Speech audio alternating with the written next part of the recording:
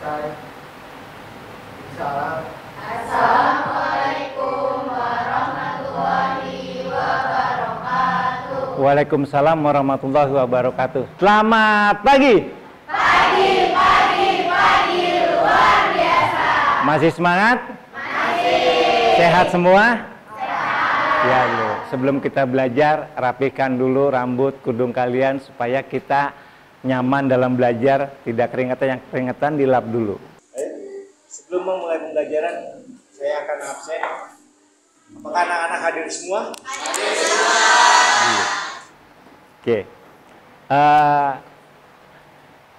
Anak-anakku sekalian, ya, sebelum kita belajar tentang ilmu pengetahuan alam, ya, sebut dengan IPAS yang di kelas kita ini dipakai, ya, saya akan memberikan satu kalimat. Apa yang kalian tahu, ya, ya.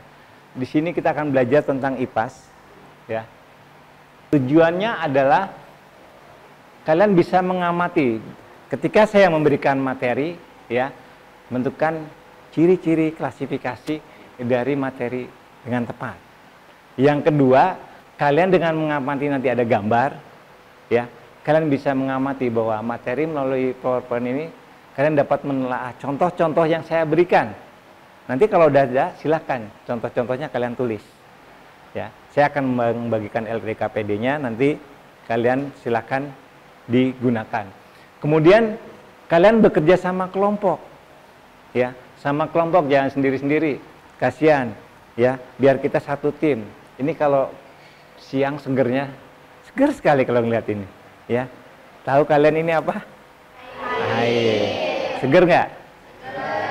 Seger seperti kalian di pagi hari ini. Oke, yuk kita masuk dari pembelajaran pertama. Apa sih itu klasifikasi materi? Yaitu ada zat tunggal, ada unsur dan senyawa. Kalian tahu ketika kalian bangun pagi, apa yang kalian hirup? Oksigen. Udara apa oksigen? Ya. Nanti dari pembelajaran ini kalian bisa tahu membedakan apa yang saya hirup. Ya, ya. Dari klasifikasi materi dibagi dua, zat tunggal, ada unsur, ada senyawa. Di unsur itu ada logam, non logam, dan semi logam. Ya, di senyawa ada asam, basa, dan garam. Campuran itu terdiri dari dua bagian. Yang pertama homogen, yang kedua adalah heterogen. Ya, di sini ada larutan suspensi, ada larutan koloid. Ya, ini jangan pusing dulu. Ini belum kemana-mana. Ini baru bagannya sayang. Oke, masih semangat? Masih. Oke, sudah tahu tadi zat tunggal terdiri dari unsur dan senyawa. Campuran? Ya. Sini, jadi unsur terbagi dari tiga bagian, adanya logam. Jadi besok sambil nyanyi logam, semi logam, jadi kalian lebih ingat, lebih gampang, ya. Apalagi senyawa nanti, ya. Tinggal lihat asam, basa, garam, ya. Jadi kalau masak ingat asam, ya. Paling kalian hafalkan lagu dangdut.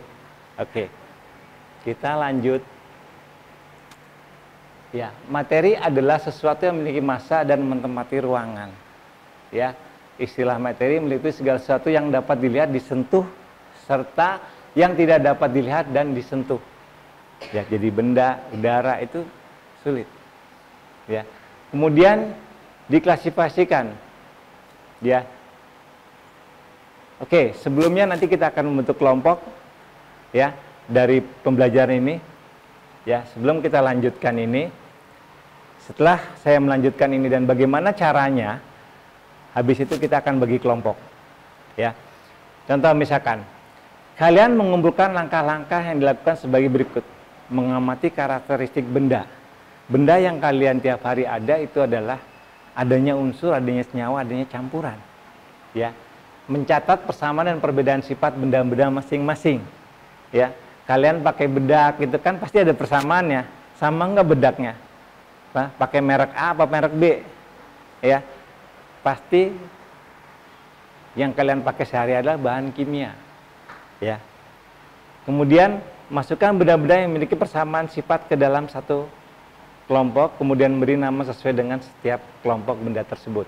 Ya, nanti saya akan memberikan satu LKPD-nya.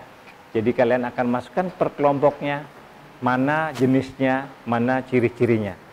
Oke, sebelum kita masuk ke unsur, di sini adalah zat tunggal yang tidak dapat diuraikan lagi menjadi zat lain yang lebih sederhana. Dia tidak bisa, ya, tidak bisa disederhanakan lagi. Ya besi, ya besi, ya.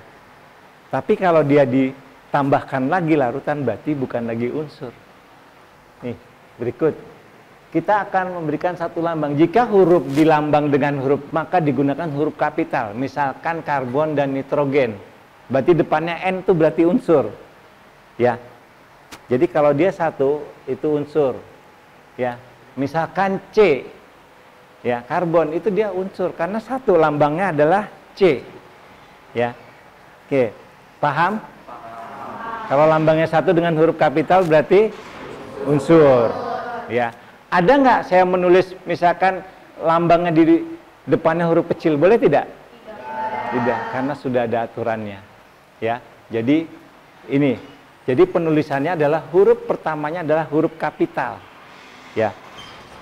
Kemudian yang kedua, jika unsur dilambangkan dengan dua huruf, maka huruf pertama menggunakan huruf kapital dan huruf berikutnya menggunakan huruf kecil seperti tembaga dan emas. Jadi emas dan tembaga. Kalau depannya besar berarti hurufnya belakangnya kecil. Ya, itu masih tergolong unsur. Ya. Jadi dilambangkan dengan huruf besar. Ya. Coba Olip, kalau misalkan ada di situ kita di struktur periodik menggunakan H, itu termasuk apa? Unsur. Di situ dia penulisannya hanya besar atau kecil? Besar, oke. Ya, ada. Kalau contoh misalkan dua huruf, contohnya apa yang kamu mau bisa kenal? Natrium, Na. Ya, itu berarti dia huruf depannya besar, belakangnya kecil. Sudah paham sampai sini? Sudah mengerti? Oke. Ya, yang ketiga, berapa unsur yang ada di lambang berdasarkan nama lainnya? Misalkan besi di lambangan Fe berasal dari ferum. Ya, perak dituliskan Ag, ya, nama latinnya argentum. Jadi kalau nanti ditanya nama latinnya, baru sebutkan argentum. Ya, selanjutnya unsur dikelompokkan jadi 3 bagian. Yang pertama yang tadi saya belum sebut, unsur logam. Ya, titik leburnya rendah, putih mengkilat. Dapat mengantarkan asik dan dapat ditempa dan direnggangkan. Contohnya krom. Ya, krom ini biasanya digunakan bumper mobil campuran baja ya menjadi stainless. Udah tahu stainless? Udah pernah lihat? Ya, kalau belum pernah lihat nanti saya lihatkan di depan ada. Oke. Kemudian besi, logam yang paling murah. Ya. Sebagai campuran karbon menghasilkan baja konstruksi bangunan, mobil, rel kereta api. Udah tahu rel kan? Kalau belum nanti saya ajak lagi jalan-jalan. Ya, jadi besi itu. Jadi banyak digunakan ya untuk konstruksi. Yang sekalian sekarang ini paling banyak dipakai untuk pembangunan rumah. Ya, banyak. Ya, sudah mulai. Namanya apa? Besinya apa? Yang sering dipakai buat rumah? Baja? Jaringan. Bukan satria baja hitam ya. Oke. Oke. Nikel. Nikel padat ya, sangat tahan terhadap udara dan air pada suhu biasa. Ya, digunakan sebagai pelapis pelindung dengan cara disepuh. Ya, biasa untuk disepuh. Kemudian lanjut, ada lagi tembaga. Ya, banyak digunakan untuk kabel listrik, perhiasan yang kalian pakai kalau itu ya, biasanya di uang logam yang kalian bawa, itu tembaga yang dipakai. Kalau uang pakai seng beda lagi, bunyi nanti. Bunyinya bukan cering. Ya. Apa kalau seng bunyinya? Seng-seng. Ya, karena kalau logam bunyinya cering-cering. Kalau seng bunyinya seng-seng. Ya, seng. Ya, Dipakai buat atap rumah, perkakas rumah, ya, pelapis besi untuk mencegah karat. Kemudian emas, ya, ini sangat tidak efektif, ya, karena bentuknya murni, hanya digunakan sebagai perhiasan. Ya, campuran emas banyak digunakan sebagai bahan koin, ya, itu sebagai koin. Mungkin di kita nggak pakai kayak koinnya. Kalau ada emasnya, koinnya nggak bakal dibelanjain karena ada emas. Selanjutnya unsur non logam, ya, itu tidak mengkilap, ya, penghantar arus listrik yang tidak baik, ya, tidak dapat ditempa. Kenapa non logam tidak dapat ditempa? Kita lihat contohnya. Fluorid dicampur dengan pasta gigi berfungsi menguatkan gigi. Ya. Jadi ada Florida Orange. Biasanya kalau di iklan-iklan kan gitu, ya itu. Buat penguat gigi. Yang semi logam dia di tengah-tengah. Ya, bukan logam, bukan ya. Adanya silikon.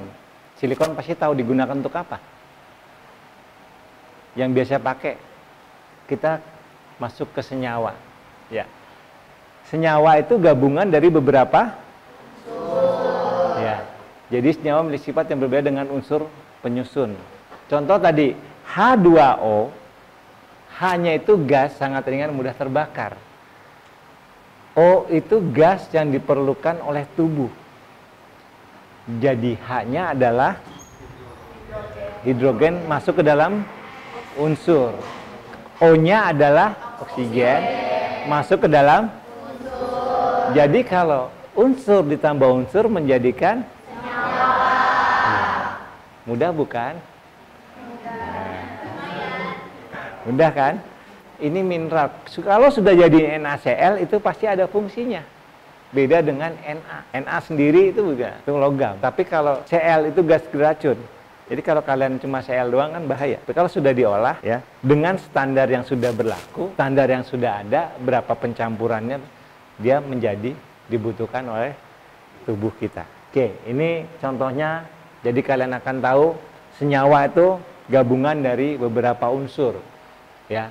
Dari itu CH3COO, ya, cuka asam, amoniak, ya, sebagai pupuk, asam askorbat, vitamin C, soda kue, ya, itu soda kue juga sama membuat roti. Soda kue buat bahan roti apa bahan bangunan? Ya, ada gula. Gula itu di sini dinamakan nama latinnya sukrosa. Ya, sini pemanis. Asam sulfat H2SO4. Ya, pengisi aki, urea, pupuk. Ya. Jadi hampir sama. Kemudian campuran. Campuran ini ada beberapa gabungan, beberapa zat dengan perbandingan tidak tetap tanpa melalui reaksi kimia. Ya. Ini campuran. Bedanya senyawa dengan campuran, ya, terbentuk tanpa melalui reaksi. Ya. Contoh kalian minum air putih, ya, dikasih teh. Kan tanpa reaksi, cuma diaduk. Kemudian terbentuk melalui reaksi. Kalau kita tadi NaCl dari Na dan Cl. Ya, ini perbandingan massa unsur dan senyawa tidak tetap, perbandingan massa dan unsur tetap. Ya, tersusun dari beberapa unsur. Ini tersusun dari beberapa unsur saja. Senyawa sifatnya komponen penyusun campuran sesuai. Sifat komponen penyusun senyawanya berbeda dengan sifat masing-masing dengan aslinya. Ya, melalui proses fisika, melalui proses kimia, ya, penyusunan campuran dapat dipisahkan. Nah, ini contoh campuran heterogen, homogen. Di antara dua zat atau yang lebih, partikel-partikel penyusunnya tidak dapat dibedakan lagi, disebut juga dengan larutan. Dengan larutan. Ya, ukuran partikelnya coba 0,00001. Nolnya berapa? 6. Ya, tidak bisa diamati. Larutan gula, larutan garam, stainless steel, emas. Ya, kalau larutan udah diaduk kan nggak bisa dilihat endapannya. Hampir sama, namanya homogen. Kemudian ini cirinya. Kalau partikel zat bercampur merata, campur tidak akan mengendap. Jika didiamkan mengendap. Ya, bening, tembus cahaya, ukuran partikel zatnya dan berukuran molekul. Oke, ini heterogen. Ya. Ada dua macam zat atau lebih yang partikel penyusunnya masih dapat dibedakan satu dengan lainnya. Contohnya tanah, air sungai, makanan, minuman, air laut, adonan kue, dan air plus minyak, dan lain-lain. Oke, kita supaya kalian lebih kenal lagi apa yang kita pelajari, ya. Kita bagi kelompok, nanti kita akan lanjutkan lagi ininya. Silakan di depan siswa ambil satu-satu. Kelompok mana nanti bikin kelompoknya. Ya. Kita bikin kelompoknya. Kalian nomor berapa? Yang nomor 1 gabung dengan nomor 1. Buka. Oke? Sudah dapat, silakan kalian bikin pengelompokannya. Yuk. Sudah dipegang semua lembar kerjanya? Sudah. Oke. Kalian tahu nggak? Kalau seandainya sayur kalau tidak diberi garam rasanya apa? Hambar. Ya, berarti biar dia rasanya enak, masuk ke dalam kategori senyawa atau campuran. Silakan. Ya. Jadi kita akan membahas apa itu senyawa, itu campuran, ya. Dan ini contohnya di heterogen adalah campuran pasir dan kerikil, campuran minyak dan air, suspensi tanah dalam air, ya. Jika dicampurkan kayak minyak itu bersama keduanya tidak akan terlarut jadi satu. Ada di kertas lembar kalian, yang pertama adalah untuk setiap kelompok silakan ambil yang kartu yang ada di depan saya, ketuanya. Silakan ambil kartu yang ada di depan saya. 3. Tiga.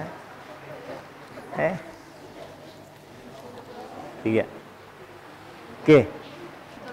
Ditulis di LKPD-nya.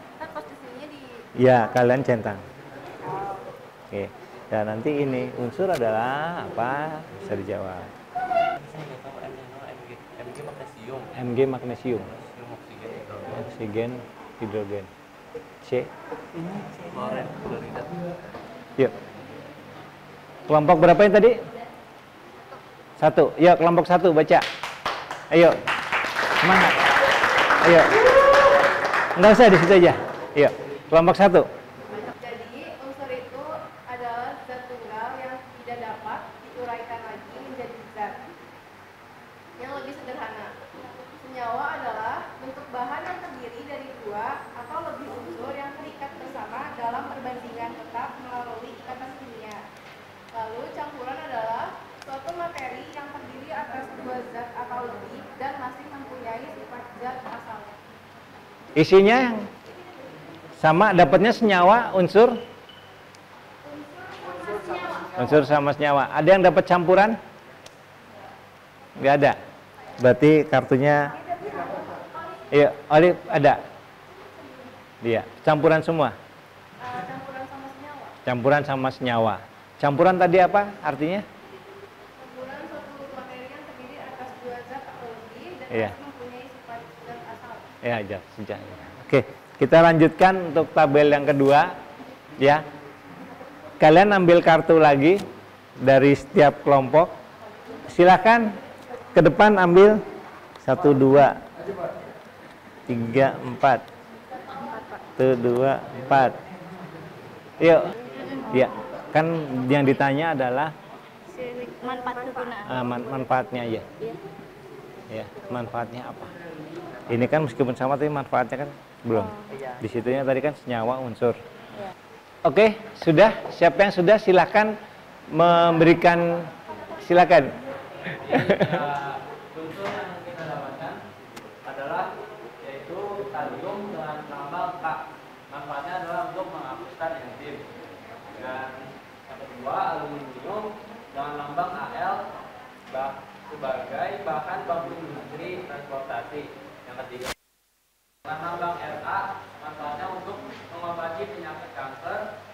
Yang keempat, iodin dengan lambang I, yang manfaatnya untuk mencegah infeksi. Nah, untuk yang apa yang yang terdiri dari dua atau lebih unsur yang terkait bersama dalam perbandingan tetap melalui ikatan kimia. Yang contohnya adalah garam dapur NaCl, gula C12, H22O11 dan air H2O. Dan yang kedua, jelaskan menurut pendapat kalian gula termasuk senyawa atau campuran. Gula termasuk senyawa karena gula terbentuk dari beberapa unsur yang perlu membentuk senyawa lain. Oke, terima kasih. Ada lagi yang lain? Luna, Farhan, kelompoknya. Jadi unsur yang kita dapat itu pertama ada kalsium yang dilambangkan sama Ca.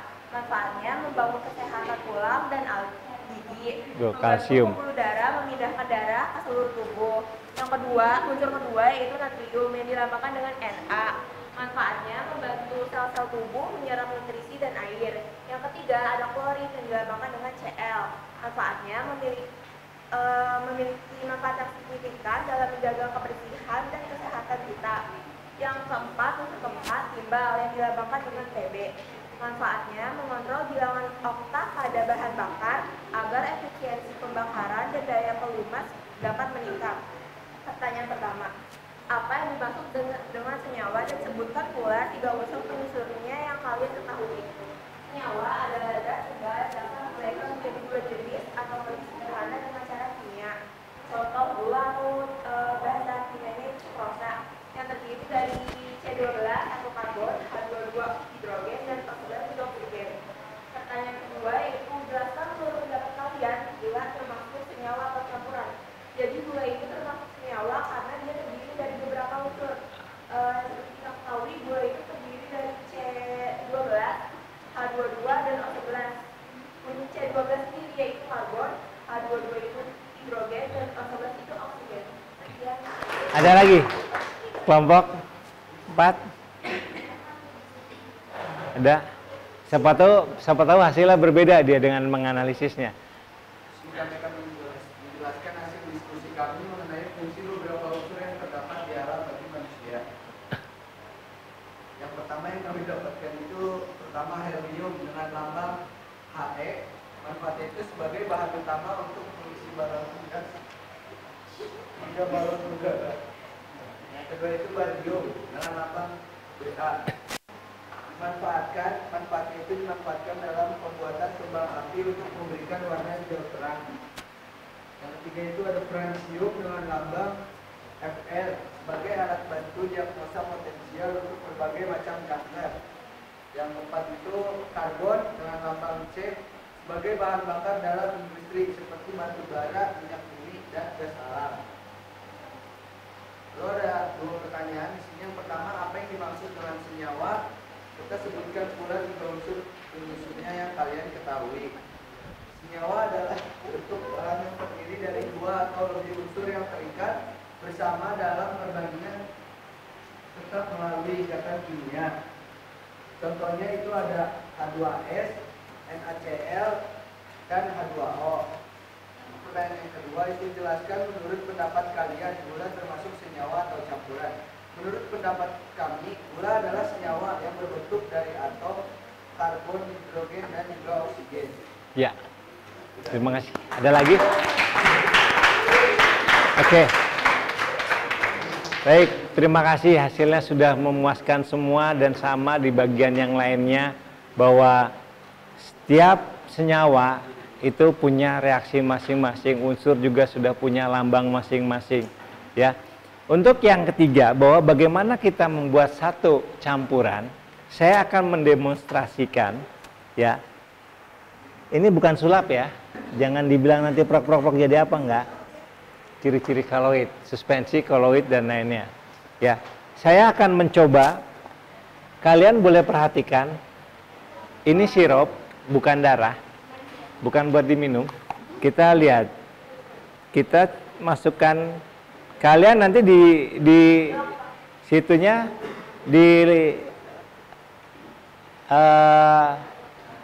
formnya kalian isi dari demonstrasi ini. Alasan kalian apa yang kalian lihat, ya? Saya bukan mau ngopi nih ya. Ya, Jika larutan kopi kita larutkan dengan air, termasuk jenis larutan, silakan dianalisis, nanti kalian bacakan kesimpulannya. Adalah larutan kecap dengan air. Apakah dia larutan termasuk ke dalam kategori? Silakan kalian kita aduk ya. Ya. 1, 2, 3, berapa sudah? 4, 5. Jadi larutan apa yang kita lihat? Semakin dini semakin besar. Ya. Karena balonnya kepanjangan. Apa kesimpulan kalian? Ya, silakan. Ya. Sebutkan nama kelompoknya. Kami dari kelompok 5 Iya. mengeluarkan kesimpulan mengenai Ya, dari mana? Sirup? Kecap? Silakan. Apa alasannya? yang pertama itu ada sirup homogen, alasannya karena dapat tercampur secara merata. Ya. Yang kedua itu ada air minyak termasuk golongan heterogen karena tidak dapat tercampur satu dengan yang lain. Yang ketiga ada kopi termasuk heterogen karena tidak dapat tercampur secara sempurna. Yang keempat ada air kecap termasuk homogen karena terlihat seragam dan konsisten dari satu bagian ke bagian lainnya. Dan yang keempat itu ada air tepung termasuk heterogen karena memiliki zat pengumpul yang tidak. Ya. Oke. Jadi dari kesimpulan tadi bahwa paling banyak di sini adalah larutan yang sirup adalah homogen. Kecap? Kopi? Kopi heterogen apa homogen?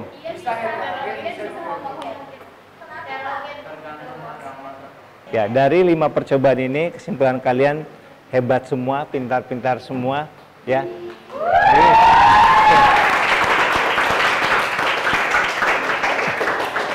Baik, anak-anakku sekalian, setelah pembelajaran ini saya akan mencari satu pendapat dari kalian, ya. Untuk larutan homogen dan heterogen, ya, itu biasanya kalau digunakan di sayur, ya, sayur itu masuk ke mana? Kenapa sayur disebut heterogen? Masak sayur, ya, karena ada sayurnya dengan air, berarti dia Nah, jadi kalau kalian beli, contohnya saya beli sirup. Ini sirup. Dengan masuknya apa? Kalau saya kasih es, jadinya apa? Kenapa bisa jadi heterogen? Karena partikel endapannya terlihat. Ya. Jadi si es itu pencampurnya adalah partikel endapannya ada batu es. Jadi dia masuknya ke. Jadi kalau kita beli es cekek yang kalian biasa beli, kalau misalkan tehnya aja berarti kalau saya kasih es pintar itu. Ya. Jadi kalau sudah cair semua jadi lagi ya balik lagi. Iya. Ya. Oke. Jadi kesimpulannya bahwa pelajaran kimia itu asik nggak sih, IPA? Saya dari tiap kelompok kita untuk menggunakan kuis di Google Form, ya. Saya pengen tahu benar nggak bahwa kalian sudah bisa menjawab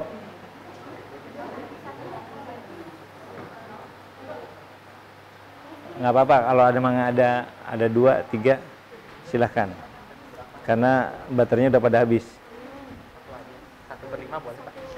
Nggak ada lagi Google Form. Kita akan coba bahwa kalian memang sudah benar-benar bisa. Ini oke. Ini nanti dimasukin ke ya, linknya. Mau dimasukin ke itu barcode. Disalin ya, barcode aja ya. Ya. Yuk barcode.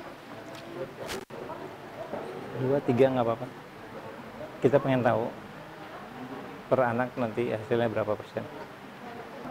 Dibagi aja, dibagi. Nggak sekontak, Pak. Dibagi aja, dibagi. Pakai itu aja, nggak usah pakai di barcode.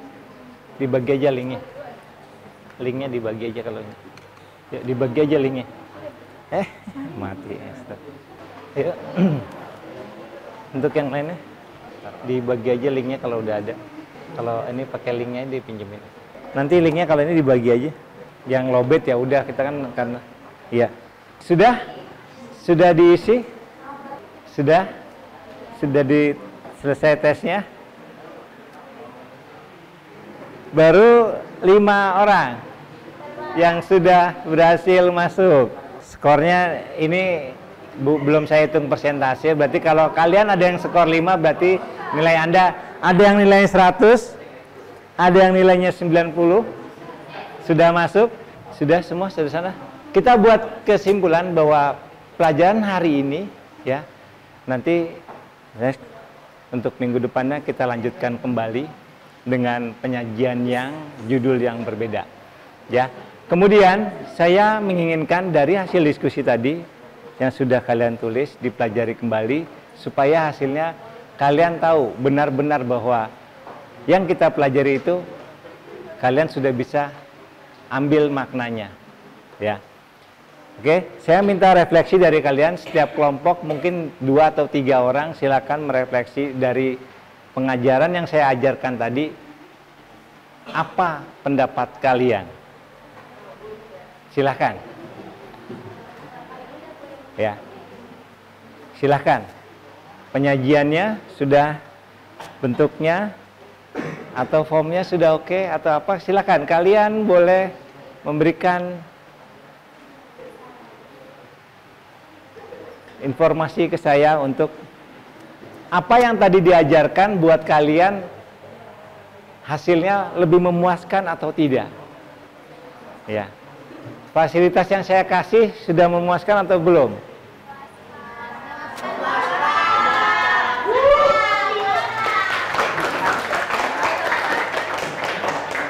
Apa yang buat kalian suka dari pelajaran ini? Kenapa ada prakteknya? Sebagai refleksinya, saya akan memberikan sebuah pertanyaan. Ya, saya pergi ke Manado, ya. Kemudian setelah itu saya pergi ke Suriname. 4 hari kemudian saya pergi ke mana? Jambi. Luna dulu. Jepang. Ya. Sudah? Oke. Kalian melakukan, kita tepuk 1, tepuk 2, tepuk 3, tepuk 4, tepuk 3, 2, 1. Yes. Kelompok ini lebih kompak. Ya. Oke. lebih kompak ya, lebih. Yuk, siapa yang lihat lagi mana yang lebih kompak lagi ya? Tepuk 1, tepuk 2, tepuk 1, tepuk 4, tepuk 2, 21. Hebat kompak semua. Ya, kita tutup dengan doa. Semoga apa yang kita pelajari, apa yang kita lakukan hari ini, ya, diberikan kelancaran buat kalian untuk belajar. Ya, silakan berdoa dipimpin ketua kelasnya. Sebelum kita pulang, semoga apa yang kita pelajari bermanfaat. Amin. Berdoa sesuai agama dan kepercayaannya masing-masing. Berdoa mulai.